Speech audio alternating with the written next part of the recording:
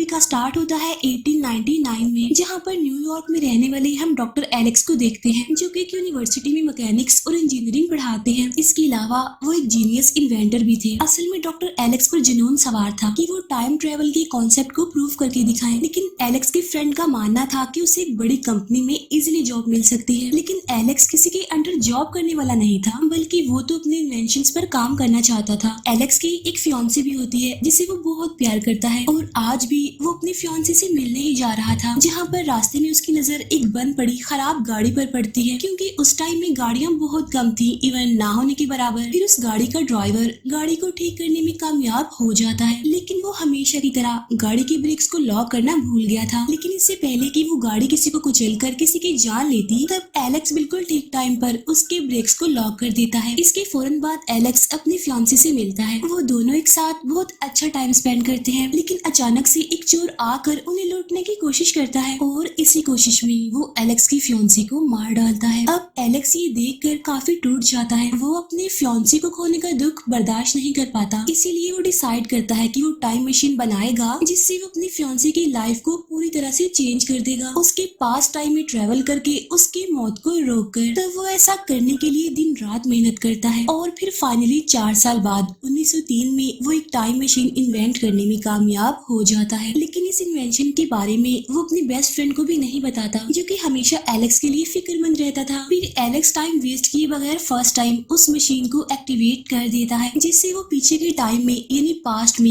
1899 में ट्रेवल करता है, जहाँ पर वो अपनी फियांसी को जिंदा देखकर बहुत खुश होता है। लेकिन इससे पहले कि वही एक्सीडेंट रिपीट होता, वो अपनी फियांसी को वहाँ से दूर ले जाता है। अब यहाँ पर एलेक्स इन्वेंटर होने के बावजूद भी टाइम और स्पेस की एक स्टेटमेंट को भूल गया कि एक बार जो हो गया उसे बदला नहीं जा सकता, यानी किसी भी टाइम को हम चेंज नहीं कर सकते। और होता भी कुछ ऐसा ही है। जब एलेक्स अपनी फियांसी को प्रपोज करने के लिए फ्लावर्स लेने जाता है, तब वही गाड़ी जिसकी ब्रेक ड्राइवर हर बार लॉक करना भूल जाता है, उसकी गाड़ी फिर से खराब हो जाती है। लेकिन अचानक से वो गाड़ी चल पड़ती है, और उस गाड़ी के नीचे आने की वजह से एलेक्स की फियांसी की मौत हो जाती है, जिससे एलेक्स एक बार फिर काफी दुखी हो जाता है। लेकिन फिर भी वो हार नहीं मानता, और इस टाइम वो फ्यूचर में जाने का सोचता है, इस उम्मीद में कि शायद फ्यूचर के लोग ये जानते हों कि पास्ट के टाइम को कैसे चेंज किया जाता है। इसीलिए वो 2030 में ट्रेवल करता है, जहाँ पर इंसान चांद पर जिंदगी गुजारने की तैयारी कर रहे हैं। इसके बाद एलेक्स वहाँ पर एक लाइब्रेरी जाता है मजीद टाइम ट्रेवल के बारे में समझने के लिए, जहाँ उसकी मुलाकात एक होलोग्राफिक एआई यानी आर्टिफिशियल इंटेलिजेंस लाइब्रेरियन से होती है, जहाँ पर एलेक्स उससे पूछता है कि पास्ट टाइम को कैसे चेंज किया जाता है, जिस पर वो लाइब्रेरियन बताता है कि अभी तक इस टाइम में टाइम ट्रेवल मशीन इन्वेंट नहीं की गई। तब ये सुनकर एलेक्स और ज्यादा डिसअपॉइंट हो जाता है, लेकिन स्टिल वो हार नहीं मानता। इसीलिए अब वो और भी आगे के टाइम में 7 साल बाद 2037 में ट्रेवल करता है, लेकिन इस टाइम में उसे जमीन पूरी तरह से डिस्ट्रॉय मिलती है। तब 2 सोल्जर से उसे पता चलता है कि माइनिंग की वजह से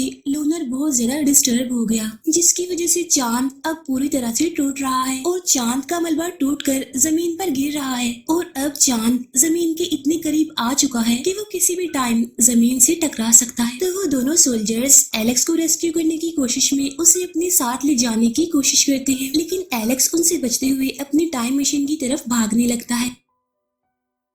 वो जमीन के डिस्ट्रक्शन का शिकार होने ही वाला होता है कि बचने की कोशिश में जल्दबाजी में वो मशीन को अननोन सेटिंग पर ट्रिगर कर देता है, लेकिन अचानक से एक झटका लगने की वजह से वो बेहोश हो जाता है, जिससे अब उसकी मशीन लाखों साल आगे जाकर ट्रेवल करने लगती है, जहाँ पर जमीन डिस्ट्रॉय होने के बाद अपनी नॉर्मल हालत में वापस आते हुए भी दिखाई देती है। इसके बाद जब एलेक्स को होश आती है, तो वो और आगे जाने से पहले ही मशीन को ऑफ कर देता है, लेकिन तब तक एलेक्स 8 साल आगे के टाइम में आ चुका था। अब क्योंकि वो काफी इंजर्ड भी था, इसीलिए वो वहीं पर बेहोश हो जाता है। फिर एलेक्स की जब आंख खुलती है, तो खुद को एंशिएंट कम्युनिटी के बीच में पाता है, और वो लोग एलेक्स की लैंग्वेज को समझ नहीं पा रहे थे, जहाँ पर वो एलेक्स को उनके लिए खतरा समझते हुए उसे मारने का डिसाइड करते हैं। लेकिन एक लड़की मारा जिसने एलेक्स की जान बचाई थी, उसे एलेक्स की लैंग्वेज आती थी, क्योंकि वो एक टीचर थी, जिसकी वजह से वो एंशिएंट सिविलाइजेशन के बारे में भी जानती थी, जिसकी वजह से वो एलेक्स को उसकी कम्युनिटी के लोगों से बचा लेती है। जहाँ पर एलेक्स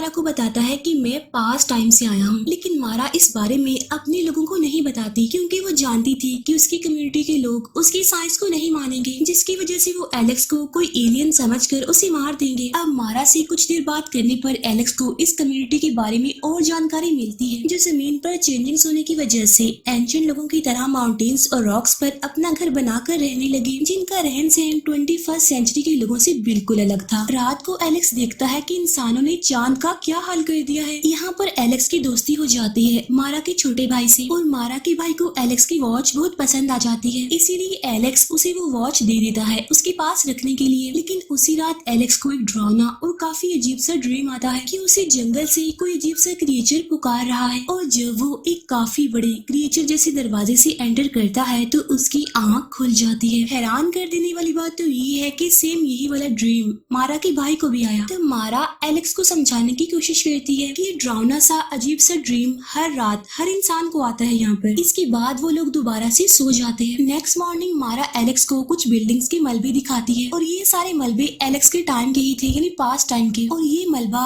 न्यूयॉर्क के किसी मीनार का था। फिर मारा एलेक्स से पूछती है कि तुम पास्ट टाइम से इस टाइम में क्यों आए हो, जिस पर एलेक्स उसे सारी बात बता देता है कि मैंने अपने टाइम में अपने एक बहुत ही खास और करीबी इंसान को खो दिया, जिसके टाइम को चेंज करने के लिए मैंने इतना लंबा सफर तय किया। इसके बाद मारा एलेक्स को उसकी टाइम मशीन की जगह पर लेकर जाने लगती है। अब यहाँ पर एलेक्स ने एक बात नोट की थी कि इस कम्युनिटी में कोई भी बुरा इंसान नहीं था, जिसके जवाब में मारा कहती है कि हाँ, अब बुरे इंसान हमारी कम्युनिटी में नहीं है। इसके बाद एलेक्स फाइनली अपनी टाइम मशीन तक पहुँच जाता है, इसीलिए वो फौरन अब अपनी टाइम में जाने के लिए कोशिश करता है, जहाँ पर मारा एलेक्स से रिक्वेस्ट करती है कि प्लीज मेरे भाई को भी तुम अपने साथ अपने टाइम में ले जाओ। लेकिन इससे पहले कि एलेक्स उसे कुछ कह पाता, वहाँ पर जोरों से ढोल बजने की आवाजें आने लगती हैं। असल में ढोल का ये बजना किसी खतरे के करीब होने का साइन था। तब मारा अपने भाई को बचाने के लिए जल्दी से उसकी तरफ भागने लगती है। तब एलेक्स भी उसके पीछे पीछे भागने लगता है, और तभी हम वहाँ पर उस खतरे को देख लेते हैं, जो कि काफी खतरनाक क्रिएचर था, जो कि आधी तो इंसानों जैसी थी और वो जमीन के नीचे रहते थे। अब क्योंकि इनकी आईज बहुत सेंसिटिव होती हैं, इसीलिए वो रात के टाइम में ही बाहर निकल कर लोगों पर अटैक करते हैं। और खतरे वाली बात तो ये है कि ये कम्युनिटी के लोगों को खाकर सरवाइव करते थे। उनमें से एक क्रिएचर एलेक्स के पीछे पड़ जाता है, लेकिन उस कम्युनिटी के लोग एलेक्स को बचा लेते हैं। लेकिन लास्ट में वो क्रिएचर मारा को लेकर जमीन में धंसते हुए अपने घर चले जाते हैं। अब यहाँ पर एलेक्स मारा को बचाना चाहता था, लेकिन उस कम्युनिटी यानी उस कबीले का कोई भी इंसान एलेक्स की हेल्प करने को तैयार नहीं था, क्योंकि उनके मुताबिक वो क्रिएचर्स बहुत ज्यादा पावरफुल है और ये कबीले के लोग उन क्रिएचर्स के सामने नहीं टिक पाएंगे।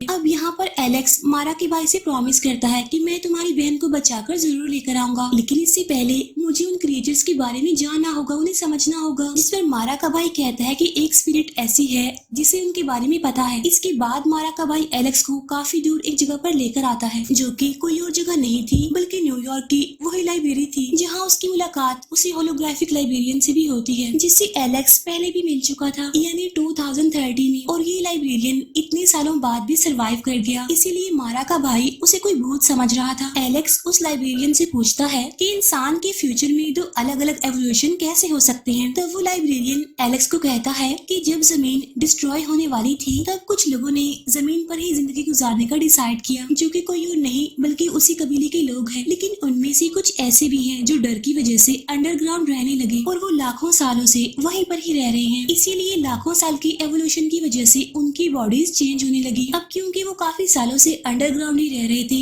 इसीलिए वो सनलाइट को बर्दाश्त नहीं कर पाते। अब क्योंकि उनके पास खाने पीने का कोई सामान तो है नहीं, इसीलिए वो इस कबीले के लोगों को खाकर ही सरवाइव करते हैं। अब उन क्रिएचर्स के बारे में जानने के बाद अपने नाइटमेयर की मदद से उस क्रिएचर जैसे दरवाजे के पास पहुंचता है। इसके बाद वो अकेला ही उस खतरनाक सी केव में चला जाता है। अंदर जाने के बाद उसे बहुत सारी टनल्स अंदर नजर आती हैं, जिससे यहाँ पर एलेक्स समझ जाता है कि कैसे वो क्रिएचर्स जमीन के अंदर धंसते ही गायब हो जाते हैं, क्योंकि वो क्रिएचर्स इन्हीं टनल्स को यूज करते हुए कहीं से भी बाहर निकल सकते हैं। इसके बाद वो उसी खतरनाक जगह पर पहुंच जाता है, जहाँ पर वो क्रिएचर्स कबीले के लोगों को मार कर उन्हें खा लेते हैं। और तभी अचानक से एलेक्स भी एक तालाब में गिर जाता है, और वो तालाब हड्डियों से भरा होता है। लेकिन अनलकीली एलेक्स एक क्रिएचर के हाथ लग जाता है। आगे जाकर उसे मारा भी मिल जाती है, जो जिंदा थी लेकिन उसे कैद किया हुआ था। और मारा को देखकर ऐसा लग रहा था कि शायद उसे किसी ने हिप्नोटाइज कर लिया हो। इसके बाद एलेक्स आगे बढ़ता है और उसकी मुलाकात उन उन क्रिएचर्स के लीडर से होती है, जो दिखने में काफी खतरनाक लग रहा था। असल में ये उन क्रिएचर्स में से सबसे ज्यादा इंटेलिजेंट स्पीशीज है और ये वही था जो अभी तक सभी की नाइटमेयर्स में आता रहा था। फिर क्रिएचर्स का वो लीडर एलेक्स को बताता है कि हमारी स्पीशीज के बहुत सारे पार्ट्स हैं और हर एक का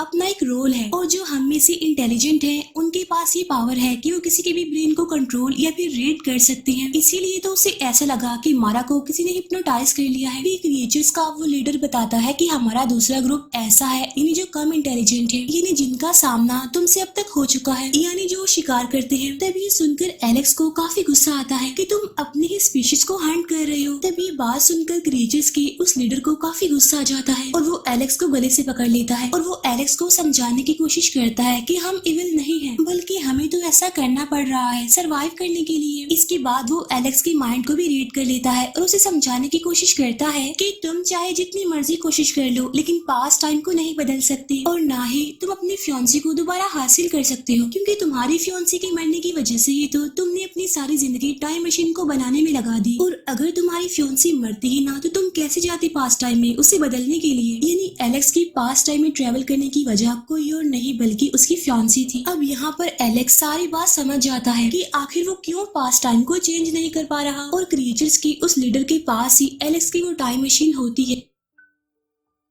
अब यहाँ पर वो लीडर एलेक्स से कहता है कि तुम जल्दी से अपने टाइम में वापस चले जाओ, लेकिन एलेक्स के माइंड में तो कुछ और ही चल रहा था। वो टाइम मशीन को फ्यूचर की तरफ सेट करके मशीन के एक्टिवेट होते ही क्रिएचर्स के उस लीडर को खींच लेता है। अब यहाँ पर वो दोनों फ्यूचर में टाइम ट्रेवल करने लगते हैं और उन दोनों के बीच फाइट भी होने लगती है, लेकिन लास्ट में वो लीडर मशीन से बाहर लटक जाता है, जहाँ पर टाइम तेजी से चलने की वजह से अब वो बूढ़ा होने लगता है। वो दिखते ही दिखते स्केलेटन बनता है और फिर डिस्ट्रॉय हो जाता है, यानी कि खत्म हो जाता है। और जब एलेक्स मशीन को रोकता है तो वो खुद को कई और साल आगे पाता है, जहाँ पर वो दिखता है कि जमीन प्लेनेट मार्स की तरह डिस्ट्रॉय हो चुकी है, जहाँ पर उसे सिर्फ वो क्रिएचर्स ही दिखाई दे रहे थे। तब ये देखकर एलेक्स समझता है कि शायद उन क्रिएचर्स ने उस कम्युनिटी के लोगों को मार दिया है और खा लिया है, और इसी वजह से जमीन अब पूरी तरह डिस्ट्रॉय हो गई। तब ये देखकर एलेक्स काफी परेशान हो जाता है, लेकिन अचानक वो डिसाइड करता है कि अगर वो पास्ट टाइम को चेंज नहीं कर सका तो कम से कम वो फ्यूचर को जरूर चेंज कर देगा। इसीलिए अब की बार वो उस टाइम में ट्रेवल करता है जहाँ पर वो क्रिएचर्स अब खत्म हो चुके हैं जमीन से। इसीलिए वो जाकर सबसे पहले मारा को रेस्क्यू करता है और फिर वो मशीन को एक्टिवेट करके